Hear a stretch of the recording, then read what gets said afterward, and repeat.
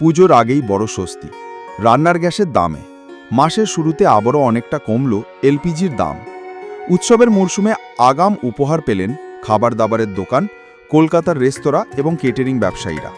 আজ থেকে কমার্শিয়াল সিলিন্ডারের দাম কমায় কিছুটা স্বস্তিতে তারা।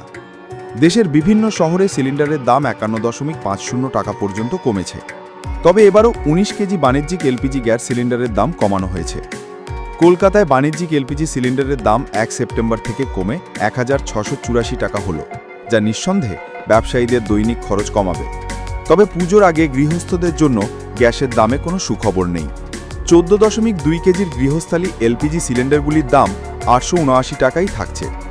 8 এপ্রিল থেকেই এই দাম একই জায়গায় দাঁড়িয়ে আছে, যদিও একাধিকবার বদলেছে কমার্শিয়াল গ্যাসের দাম কমার পর এখন দিল্লিতে একটি বাণিজ্যিক গ্যাস সিলিন্ডারের দাম 1580 টাকায় নেমে এসেছে। এর আগে অগস্ট মাসেও এর দাম কমেছিল। তবে 14 কেজি ঘরোয়া গ্যাস সিলিন্ডারের দামে কোনো পরিবর্তন হয়নি। পরিবর্তনের পর 1 সেপ্টেম্বর 2023 থেকে নতুন দাম কার্যকর করা হয়েছে। কলকাতায় পুজোর মাসে এমনিতেই বিক্রি বাটা একটু বেশি হয়, তাই সিলিন্ডারও বেশি লাগে। আর ঠিক তখনই এক ধাক্কায় গ্যাসের দাম অনেকটা কমে যাওয়ায় সুবিধে হবে ছোট থেকে বড় সব ব্যবসায়ীদেরই। IOCL ওয়েবসাইট অনুযায়ী 1 সেপ্টেম্বর হ্রাসের পর নয়াদিল্লিতে 19 কেজির বাণিজ্যিক গ্যাস সিলিন্ডারের দাম 1631.50 টাকা থেকে কমে 1580 টাকা হয়েছে। কলকাতায় 1734.50 টাকা সিলিন্ডারের দাম কমে এখন 1684 টাকায় পাওয়া যাবে।